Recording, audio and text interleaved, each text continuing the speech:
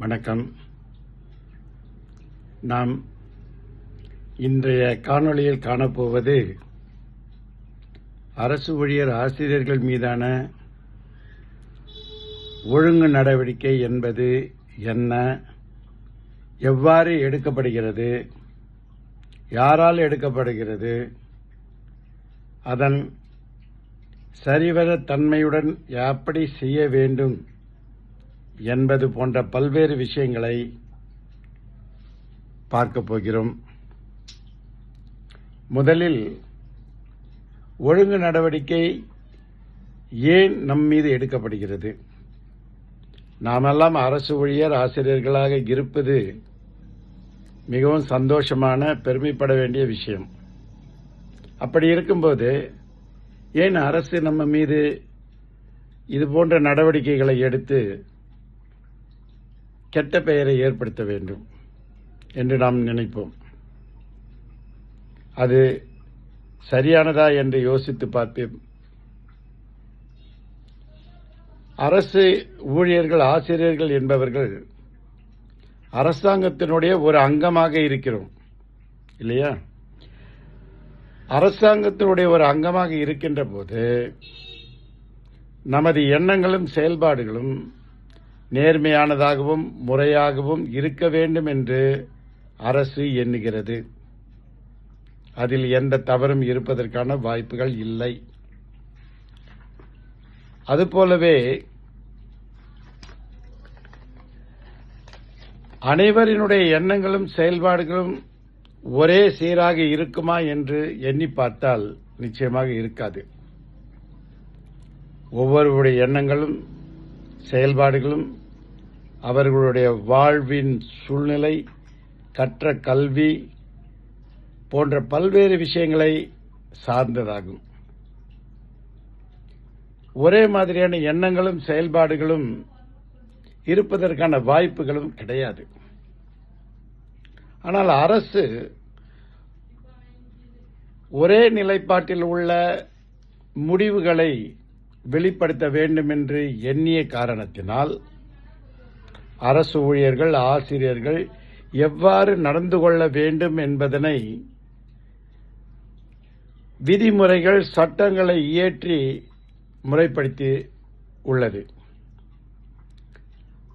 அவ்வாறு முறைப்படுத்திட முயலும் போது அரசு ஊழியர்கள் ஆசிரியர்கள் அந்த விதிகளின்படி சட்டத்தின்படி தான் செயல்பட வேண்டும் என்று அரசு எதிர்பார்ப்பது தவறில்லை. ஒவ்வொரு அரசு ஊழியரும் ஆசிரியரும் விதிகளின்படி தான் செயல்பட வேண்டும் என்பதற்காகவே அரசு பல்வேறு விதிகளை, உதாரணமாக பணி விதிகள், சர்வீஸ் ரூல்ஸ், நடத்தை விதிகள், கான்டக்ட் ரூல்ஸ், விடுப்பு விதிகள், லீவ் ரூல்ஸ் மற்றும் ஒழுங்கு நடவடிக்கை விதிகள் போன்ற பல்வேறு விதிகளை உருவாக்கி அந்த விதிகளின்படி அரசு ஊழியர்கள் செயல்பட வேண்டும் என்று கட்டுப்பாட்டை விதிக்கிறது.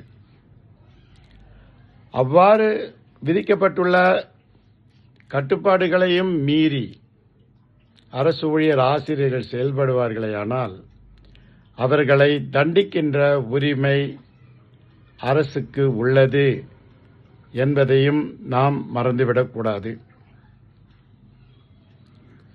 அவ்வாறு தண்டிப்பதற்கான வழிமுறைகளை வகுத்து கொடுத்திருக்கின்ற விதிகள்தான் தமிழ்நாடு குடிமைப் பணிகள் ஒழுங்கு மற்றும் மேல்முறையீட்டு விதிகள் 1955. இது 1955ஆம் ஆண்டு வெளியிடப்பட்டு உள்ளதே தவிர இந்த விதிகள் ஏற்கனவே ஆங்கில அரசினால் இயற்றப்பட்டு பல ஆண்டுகள் நடைமுறையில் இருந்த விதிகள்தான். அதனால்தான் ஆங்கிலேயர் உருவாக்கிய இந்த விதிகளில் அனைத்து அதிகாரங்களும் ஒழுங்கு நடவடிக்கை அலுவலரிடமே இருக்கிறது. அது யாருக்கும் பிரித்து கொடுக்கப்படுவது இல்லை. குறிப்பாக விருப்புரிமை அதிகாரங்கள், டெலிகேஷன் பவர்ஸ், டிஸ்கிரிஷனரி பவர்ஸ், அவை கூட ஒழுங்கு நடவடிக்கை அலுவலரிடம் மட்டுமே குவிந்து இருக்கிறது. எனவேதான் துறைவழி நடவடிக்கை ஒழுங்கு நடவடிக்கை எடுக்கும்போது மோசமான கடினமான விளைவுகளை ஏற்படுத்தும் என்பதில் ஐயப்பாடு எதுவும் இல்லை. நாம் இப்போது தமிழ்நாடு குடிமைப்பணி விதிகள் ஒழுங்கு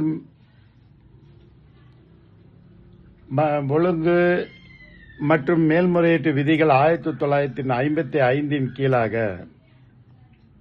என்னென்ன நடவடிக்கைகள் எடுக்க முடியும், அதை எப்படி எடுக்க வேண்டும், யார் எடுக்க வேண்டும், அப்படி எடுக்கும்போது குற்றம் சாட்டப்பட்டவருக்கு என்ன சலுகைகள் வழங்கப்பட வேண்டும், பாதுகாப்புகள் வழங்கப்பட வேண்டும் என்பது போன்றவை எல்லாமே இந்த பணி விதிகளில் வரையறுத்து சொல்லப்பட்டிருக்கிறது. பல்வேறு விஷயங்கள் இந்த விதிகளில் குறிப்பாக சொல்லப்படாத காரணத்தினால்தான் அரசு ஊழியர் ஆசிரியர்கள் மிகவும் கஷ்டப்படுகிறார்கள். அதை ஒவ்வொரு சாப்டர் பார்க்கும்போதும் அதில் எல்லாம் மைனஸ் என்ன பிளஸ் என்ன என்பதை நாம் பார்த்து செய்யலாம்.